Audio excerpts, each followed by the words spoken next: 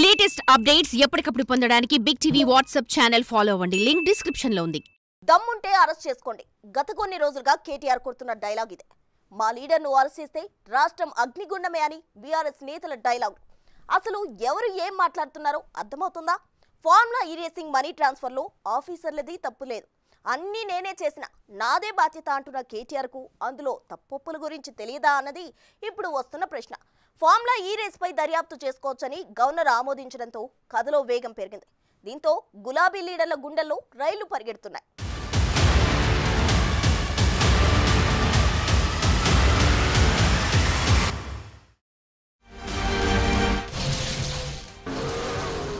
Case నమోదవుతుందనుకుంటే ఎవరైనా defend చేసుకునే ప్రయత్నం చేస్తారు. కానీ కేటీఆర్ మాత్రం దమ్ముంటే అరెస్ట్ చేస్తే చేసుకోండి, ఏమవుతుంది, జైలుకెళ్లి యోగా చేసి స్లిమ్ అవుతా, ఫిట్ అయ్యి వస్తా, పాదయాత్ర చేస్తా అంటున్నారు. నిజానికి ఆర్బీఐ అనుమతి తీసుకోకుండా మనీ ట్రాన్స్ఫర్ చేయటం తప్పు అని మాజీ మంత్రికి తెలిసే ఇలా మాట్లాడుతున్నారా అన్న ప్రశ్నలు వస్తున్నాయి. పైగా ఫార్ములా ఈ రేస్లో అధికారులది ఏం తప్పు లేదు, అంతా నాదే బాధ్యత అంటున్నారు. అంతే తప్ప అందులో ఎలాంటి తప్పు లేదని మాత్రం అంతే ధైర్యంగా చెప్పలేకపోతున్నారు. వేస్తే వేసుకో, నాకేం ఫరక్ పడేదేం లేదు.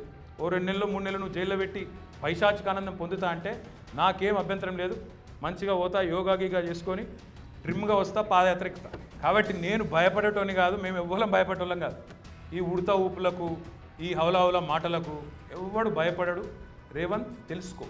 జరిగేది జరగకమానదు అని కేటీఆర్ అనుకుంటున్నారా అంటే అవునన్న ఆన్సరే వస్తుంది. ఎందుకంటే వందలు వేల కోట్ల నిధులతో పనిచేసినప్పుడు కరగని టెన్షన్ 55 కోట్లు ట్రాన్స్ఫర్ చేయించడంపై సంతకం పెట్టినప్పుడు ఎందుకన్నదే లాజికల్ పాయింట్. అప్పుడు నేనే గవర్నమెంట్ సంతకం పెట్టా, పైసలు రిలీజ్ చేయించా, అయితే ఏంటి అని కేటీఆర్ ఎదురు ప్రశ్నిస్తున్నారు.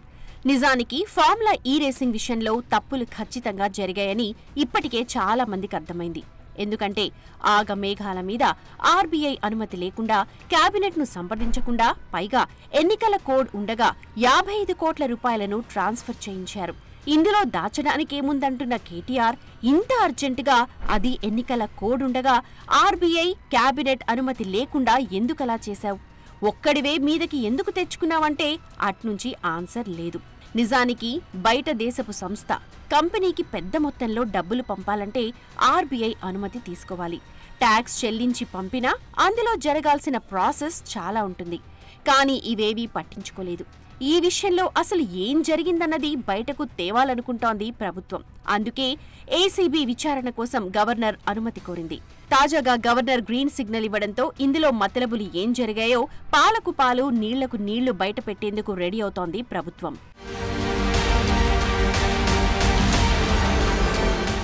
గత కొన్ని రోజులుగా KTR scene of action plans చూస్తుంటే అర్జెంటుగా జైలుకు వెళ్లాలన్న తాపత్రయమే కనిపిస్తోందన్నది చూసేవారెవరికైనా అర్థమయ్యే విషయమే. ఎందుకోసం ఈ ఆరాటం అన్న ప్రశ్నలకు రకరకాల ఆన్సర్స్ వస్తున్నాయి. ఆల్రెడీ వాళ్ళ చెల్లెలు జైలుకు పోయి వచ్చింది, అట్లా కూడా ఈయనకు అవకాశం లేదు కదా. ఆ ఛాన్స్ ఒకవేళ తీసుకుంటే కేసీఆర్ ఫ్యామిలీలా ఆల్రెడీ వాళ్ళ చెల్లెలు జైలుకు పోయి వచ్చింది, ఆ ఛాన్స్ ఆల్రెడీ వాళ్ళ చెల్లెలు కొట్టేసింది. ఆ ఫ్యామిలీలో ఉన్న పోటీని తట్టుకోలేక, కాబట్టి ఇట్లాంటి చిల్లర ఆలోచనలు మానాలి. 10 ఏళ్ళు మంత్రి చేసినోడు, అమెరికాలో చదువుకొచ్చినోడు, కొంచెమన్నా జ్ఞానంతో, కొంచెమన్నా ఆలోచన, విజ్డమ్ వాడాలి కదా. 55 కోట్ల రూపాయలు విదేశీ ఫార్ములా రేసింగ్ సంస్థకు పంపేందుకు ఎవరి అనుమతి అక్కర్లేదని తనకు తాను కేటీఆర్ అనుకుంటే సరిపోతుందా? రూల్స్ అనేవి ఉంటాయి కదా, మరి ఆ రూల్స్ పాటించాలి కదా. స్టేట్లో ఏం చేసినా చెల్లింది, కనీసం ఆర్బీఐ రూల్స్ అయినా ఫాలో అవ్వాలి కదా. ఫార్ములా ఈ రేసింగ్ పై కేబినెట్ అనుమతి లేదు, ఒప్పందాలు లేవు. సింపుల్ గా నిధులను సింగిల్ సిగ్నేచర్ తో ఎఫ్ఈఓకి ఇచ్చి పడేశారు కేటీఆర్. కానీ ఎలాంటి ఒప్పందాలు లేకుండా, ఆ సొత్తును ఆర్బీఐ అనుమతి లేకుండానే 9 కోట్ల ట్యాక్స్ తో ఎఫ్ఈఓకి చెల్లించడం చట్ట విరుద్ధమని ప్రభుత్వం అంటోంది. ఎవరో నష్టపోయారని, అందుకు తెలంగాణ సంపదను దోచిపెట్టడం ఏంటని కొత్తగా ఏర్పడ్డ ప్రభుత్వం రేసింగ్ను రద్దు చేస్తే హైదరాబాద్ బ్రాండ్ ఇమేజ్ పరువు పోయిందని, 700 కోట్లు నష్టమన్న వాదనను కేటీఆర్ వినిపించుకొచ్చారు. నిజానికి 2024 ఫిబ్రవరి 10న జరగాల్సిన రేస్ జరగకపోవడంతో హెచ్ఎండిఏను సుమారు 200 కోట్ల నష్టాల బారి నుంచి తప్పించింది కాంగ్రెస్ సర్కార్.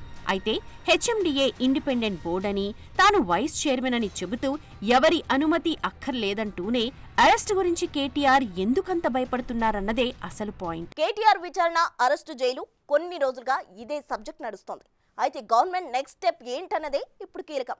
చట్టం ఎవరికైనా ఒకటే అనే స్ట్రాంగ్ సిగ్నల్స్ పంపిన రేవంత్ రెడ్డి ప్రభుత్వం కేటీఆర్ విషయంలో చేయబోతుందేంటి?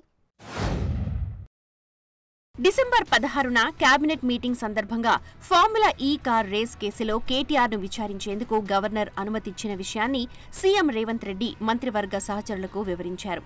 ఇందులో జరిగిన అవినీతిపై ఏసీబీ ఇప్పటికే కేసు నమోదు చేసిన విషయాన్ని మంత్రుల దృష్టికి తీసుకెళ్లారు. ఆ తర్వాత ఇదే మ్యాటర్పై మంత్రుల అభిప్రాయాన్ని కూడా సీఎం తెలుసుకున్నారు.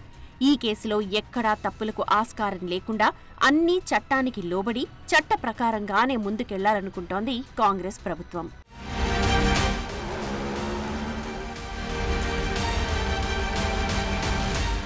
అంతేకాదు, ఇటీవలే సీఎం బర్త్డే సందర్భంగా కేటీఆర్ ఓ ట్వీట్ చేశారు. ప్రభుత్వ ఏజెన్సీలు ఎప్పుడైనా రావచ్చని, కావాలంటే కేక్ కట్ చేయించి చాయ్, ఉస్మానియా బిస్కెట్లు కూడా ఇచ్చి పంపుతానన్నారు.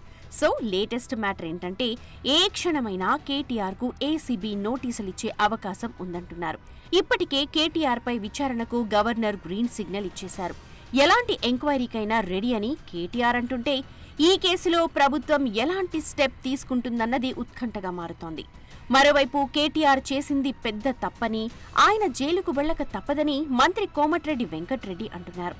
కేటీఆర్ 7 ఏళ్ల దాకా జైల్లోనే ఉండాల్సి వస్తుందని, ఆయన చేసిన తప్పుకు బెయిల్ కూడా రాదంటూ అసెంబ్లీ లాబీల్లో మాట్లాడారు.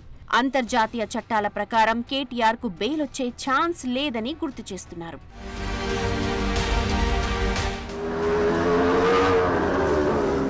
ఓవైపు అరెస్ట్ చేస్తే చేసుకోండని కేటీఆర్ అంటుంటే, ఇంకోవైపు బీఆర్ఎస్ లీడర్లు మాత్రం రాష్ట్రం అగ్నిగుండమే అని వార్నింగ్లు ఇస్తున్నారు. ఈ రెండిటికి అసలు మ్యాచ్ అవుతుందా అన్నది హస్తం నేతల ప్రశ్న. తప్పు చేస్తే చిన్నోళ్లైనా పెద్దోళ్లైనా చట్టం ముందు అందరూ సమానమే అన్న సిగ్నల్స్ ని రేవంత్ సర్కార్ స్ట్రాంగ్ గా పంపించింది ఇప్పటికే. అలాంటిది ఆధారాలతో సహా తప్పులు తేలితే వదిలిపెడుతుందనుకోవడం పొరపాటే. ఈ ఫార్ములా ఆ ఫార్ములా అంటున్నావు కదా, ఏ ఫార్ములా అన్నదే నీ ఇష్టం. తీసుకురా అసెంబ్లీలో పెట్టు, 4 గోడల మధ్యన క్యాబినెట్లో కూర్చొని ఎవరిని ఎట్లా లోపల పెట్టాలి, ఎవరి మీద ఏం కేసు పెట్టాలి, ఎవరిని ఎప్పుడు నూకాలి, ఇది కాదు ప్రభుత్వం చేయాల్సిన పని.